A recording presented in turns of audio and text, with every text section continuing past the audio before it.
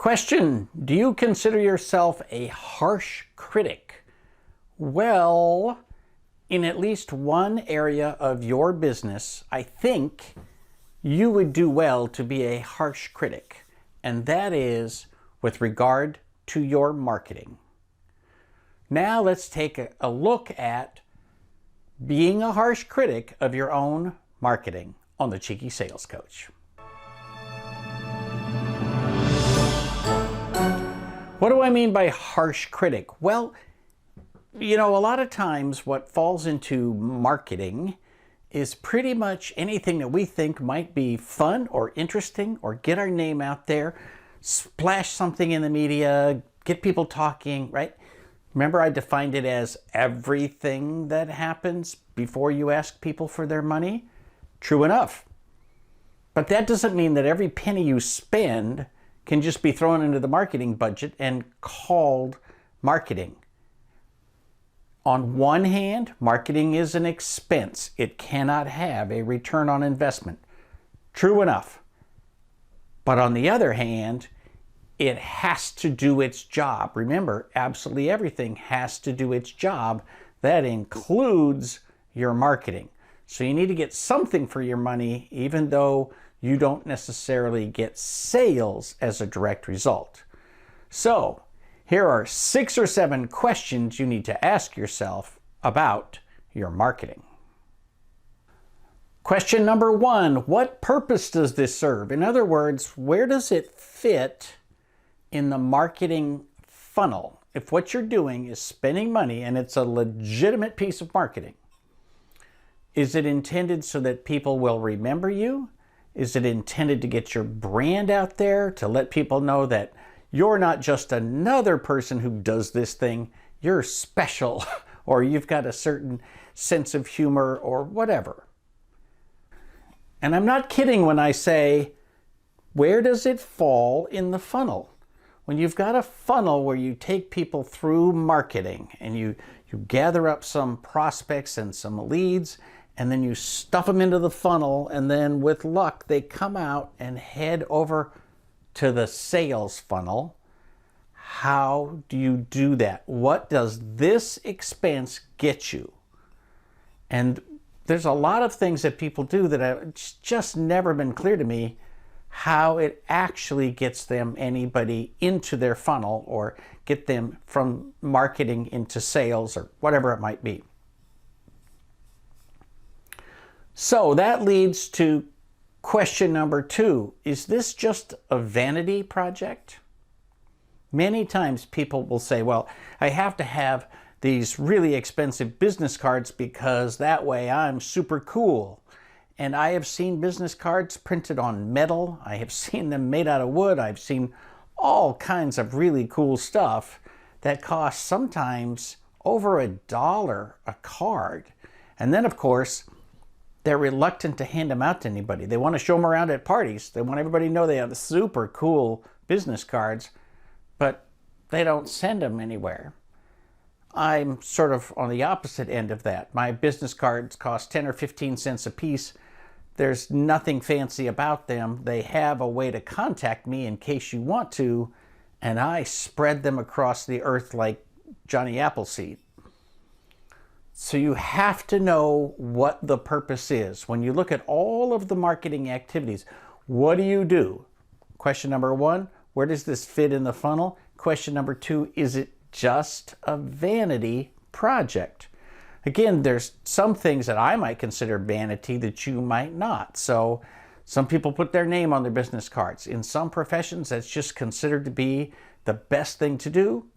There's some research behind the fact that people respond more if there's actually a human face there, right? There's lots of legitimate reasons for it, but you have to decide whether this is just making you feel cool or if it actually gets you some new prospects. Another example for me is that we went through maybe 10 years ago a transition to people wrapping their cars with their logo.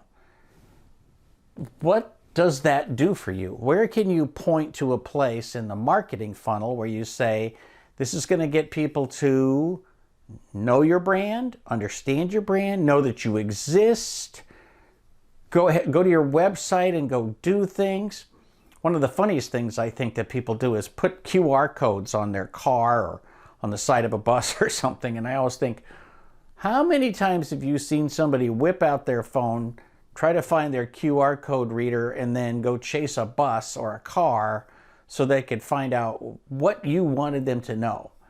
I think the total number in the history of the world is very close to zero. So it makes you feel cool. It makes you feel good. You get to brag to your friends that you've got a wrapped car. But where does it fit in the whole process of getting people into your funnel and eventually getting them over to the sales funnel? Question number 3, is it a fit with your brand? I have a brand that includes Mai Tai and having fun. And so I do things that fit with my brand. So it costs me some money to have this poster designed. It's actually a tablecloth. And I set the tablecloth out across the table, and I get Mai Tai, and I get things that fit with this. All that is a one-time campaign that cost a few $100s, but it was a good fit with my brand. In other words, people expect a certain amount of playfulness. They want to be able to make fun of me, take a picture with the tie, right? Save it on Facebook.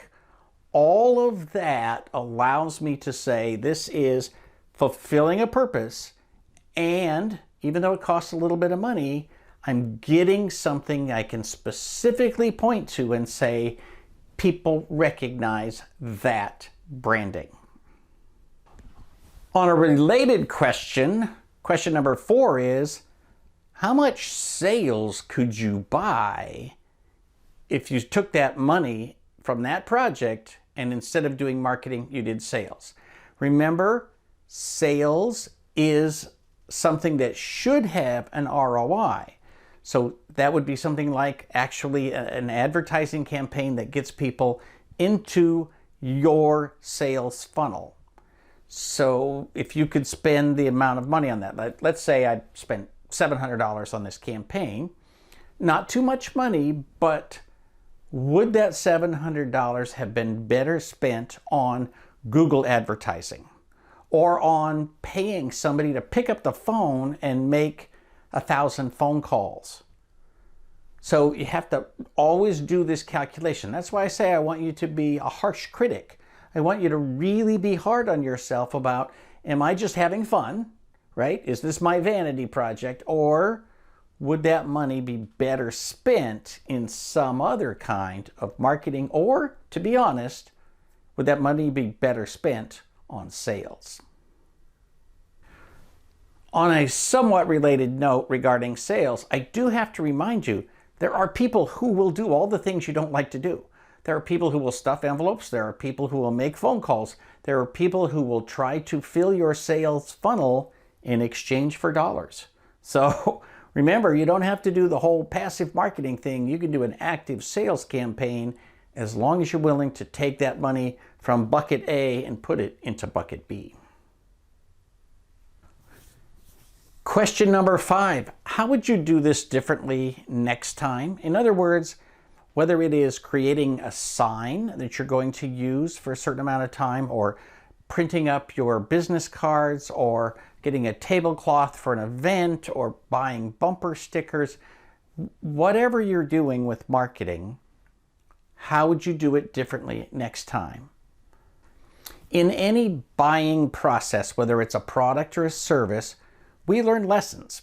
So make sure you write those lessons down. Let's say it's signage, for example. You might buy a sign every 2 or 3 years, so you're not really going to remember exactly what you did unless you write it down. Not only that, where did you get it? Will you get some kind of a deal if you go back to the same place? Whatever lessons you learned about graphics and shipping and so forth, they may not be relevant if you buy it from a different place, but what was the customer service like? Write that down. Document your marketing process as it moves along, and then you'll be able to evaluate it more effectively, and the sooner the better. evaluate, be critical in the immediate future so that long term you can actually make good decisions based on those decisions you learned from the past. And finally, number 6, what is the natural lifespan of a specific campaign? For example, I've got this signage. It looks nice enough, but when it's been to 20, 30, 40, 50 shows, maybe it's time to get a different sign, right? Sometimes signs are time-bound simply because they've got a date on them. I've got signs from specific events that I did in 2017, 2018, 2019. In addition to being old, they have specific dates on them, so I can't really reuse them forever. Even signs like this, when they get old, they just have been seen by everybody. And whether you like it or not, there's some branding in familiarity, but there's also the factor that people like new stuff. One of the reasons that we cycle through campaigns is that we need to have people pay attention. And if they say, well, I already saw that, I've seen that for years, there's no reason to see it again. Also, if you have your picture on your branding, whether it's your website, your signs, your flyers, your business cards, anything, here's an important safety tip. I don't know why people ignore this. That sign should look like you.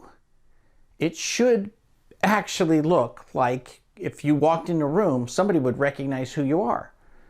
There's a weird vanity thing that goes on where people put a 10 or 15-year-old picture of themselves, which is great because we were all a little less wrinkly and a little less gray and a little less fat 15 years ago. But when somebody looks at the picture and says, hey, you know, you got a great, is this a picture of your son that you put on the back of the book or on the poster or whatever?